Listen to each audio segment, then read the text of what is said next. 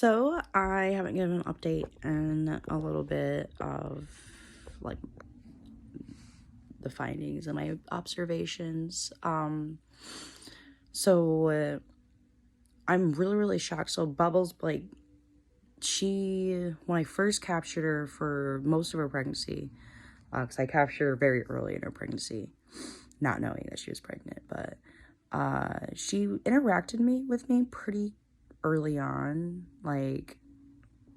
uh, like pretty early on, I would say within the first 24 hours. But I had captured her. She was interacting with me through the enclosure, and I think, and after I think day 3 of having her, she was actually coming up to me. But then that stopped. And at the time, I didn't know why, and I was kind of confused. And now it makes sense because she was at the end of her pregnancy. And since having her babies, she hasn't really been coming out much, besides for every once in a while to eat.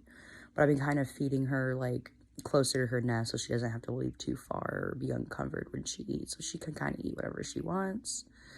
And for the most part, I see her when she eats. But she doesn't actually come out and do anything. She'll just eat and go back in to her babies. But yesterday I come in and she's out. And to my surprise, she didn't run for me. She was pretty chill. And I thought all of this was gonna revert just for the fact that, she stopped interacting with me. And, I come up and I didn't open the enclosure because that makes them, they get really skittish at that point. And she comes right up to me, puts her paws, on the glass and looks around and continues. But I was only in there for a quick moment because I was dealing with kids, and I just interacted because I saw her out. And what even surprised me even more is the fact that Bean did it.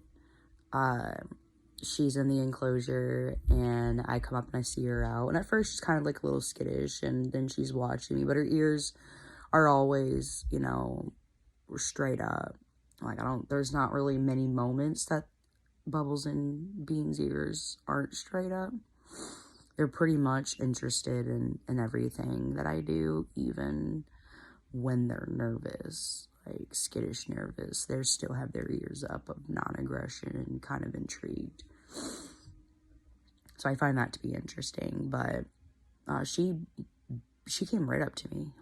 Bubbles, when she comes up to me, she is I wish I can get videos of it. I just never think of it when we're in the moment of doing it. I never think of having my phone for the possibility. It just kind of happens, and I kind of wish, because it's so cute what she does.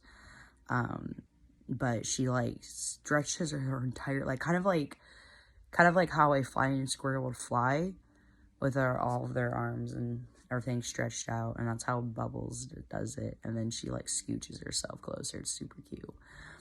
But Bean just bolted up to me.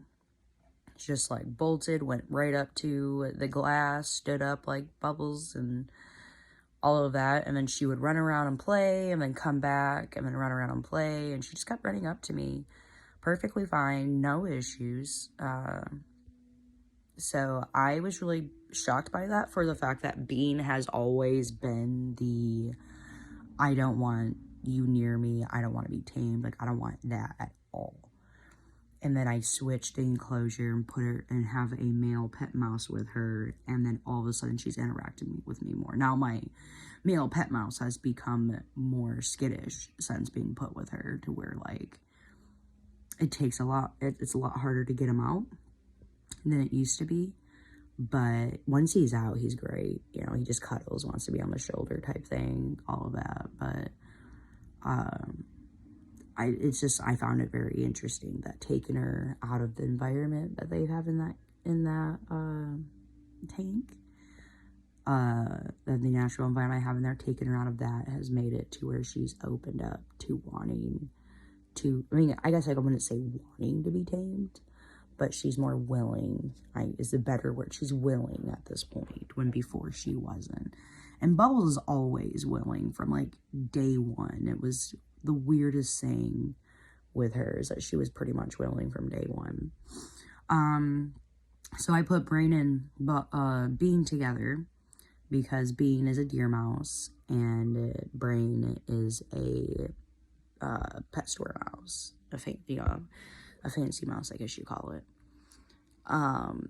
But and at first I had Bean and Pinky, which Pinky is a lab mouse or a feeder mouse, whichever one you prefer. And it did not go well. Pinky was interested in Bean, but Bean wasn't interested in Pinky. No, she struck Bean every time he moved near her. Or Pinky, yeah, she struck Pinky every time. So then after like a day or so of this, and it wasn't getting any better, she wasn't being like, I'm going to kill you, or like, trying to rip him apart. She was just like, stay away from me. You can just go over there, and you can live over there, but just stay away from me. So, and Pinky was just like not taking the hint. He just kept trying to get in with her, and eventually it was going to go south, I had a feeling. So I did her a favor and took Pinky out, which was rather easy to do because Pinky is the, I guess, more tamed one of the pet mice. Brain is more cuddly but harder to get out, while Pinky's pretty easy to get out.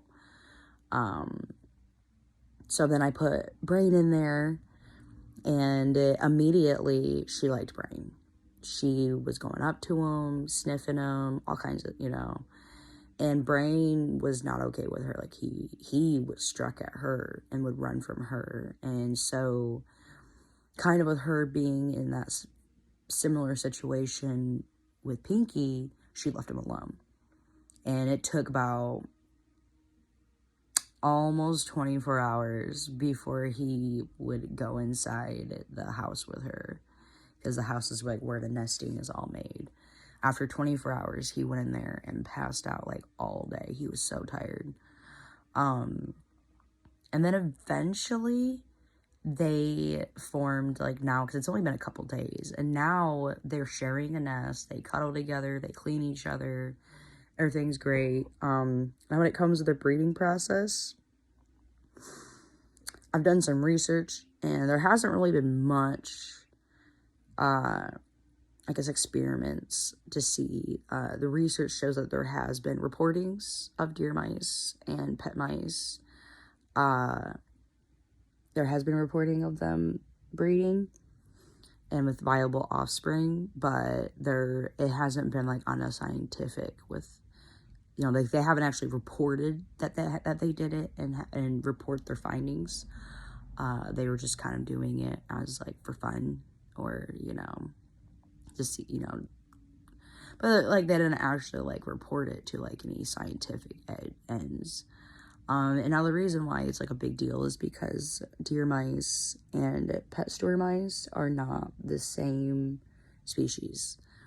Like, pet store mice and a common house mouse are the same species, like the same exact scientific like, pretty sure the domesticated mouse was obviously domesticated from the common house mouse.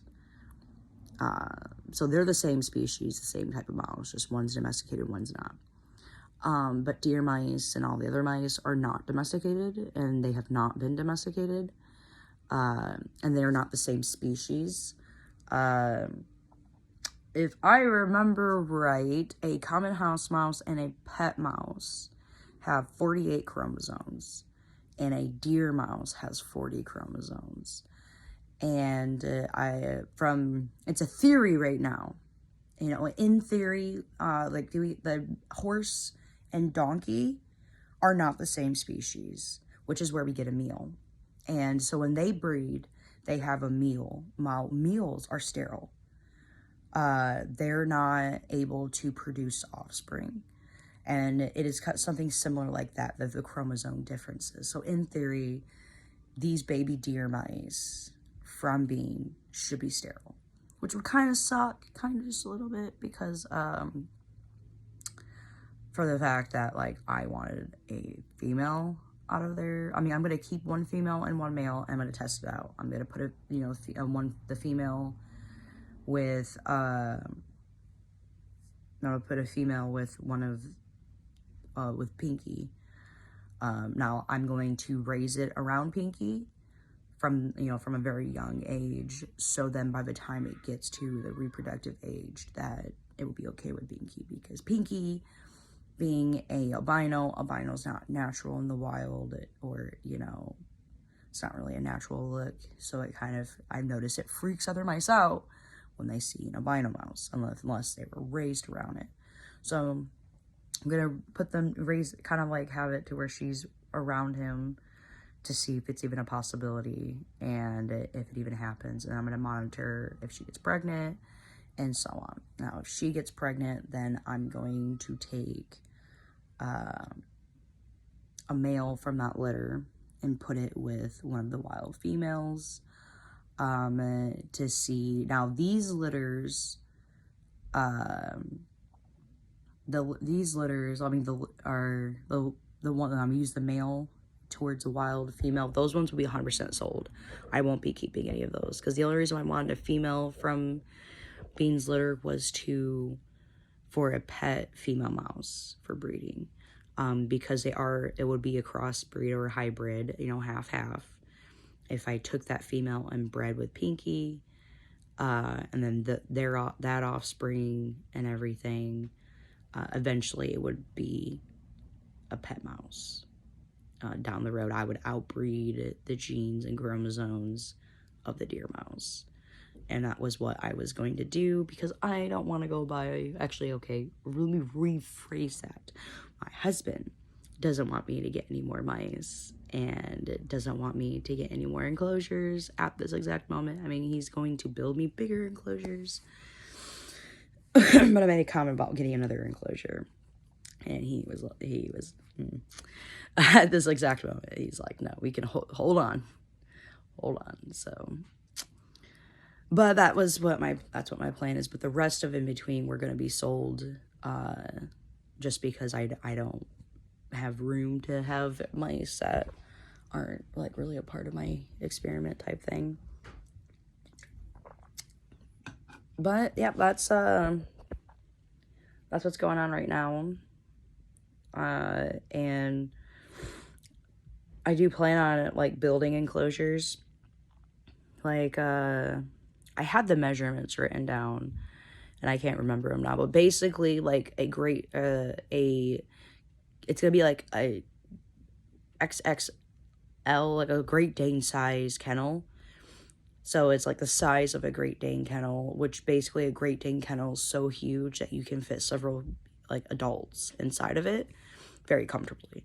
Like my Great Dane kennel that I have for my Great Danes, for me to clean it, I have to crawl completely inside of it. And like I'm completely inside having to clean it out. And it's a huge pain when it comes to if the Great Danes make messes in there. It's a huge pain. But we're going to make a couple of those. So this will be really, really huge. And I have my office area, which right now is like not the cleanest. I was using it as a storage area until I started this research.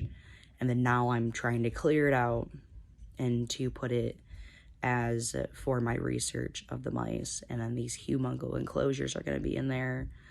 And then on top of, for like the breeding aspects, I was going to keep the smaller tanks that I have. And then and then the one that I have bubbles in, the babies, is probably going to still be the wild mice, strictly wild mice enclosure, just for the room factor. Or I might just keep it as the pet enclosure. Like I'm still kind of thinking of which enclosure is going to be used, but we're going to be making big giant enclosures because I want them to have a lot of space. I want to be able to have a lot of them. Obviously, when doing research, you're going to want to have a lot of mice if you're doing research on them. But it's going, everything I find online to be as big, to be big areas that I can have for them. Even with the expensive ones, they're not the size that I want them to be. They're not even close. And to get it custom or made or ordered for the size that I want This is going to be really, really expensive. More money than I'm willing to spend. So we're just going to make it on ourselves, because just cheaper that way. But I'm super excited. So we will see how long it takes for Bean and Brain to mate. Now, Brain's a little bit on the younger side. He's younger than Bean. So I say it's going to take him a little bit, just for the fact that he's kind of young. So, but yeah, there's my updates. Just wanted to share, and I'll give more updates when I can.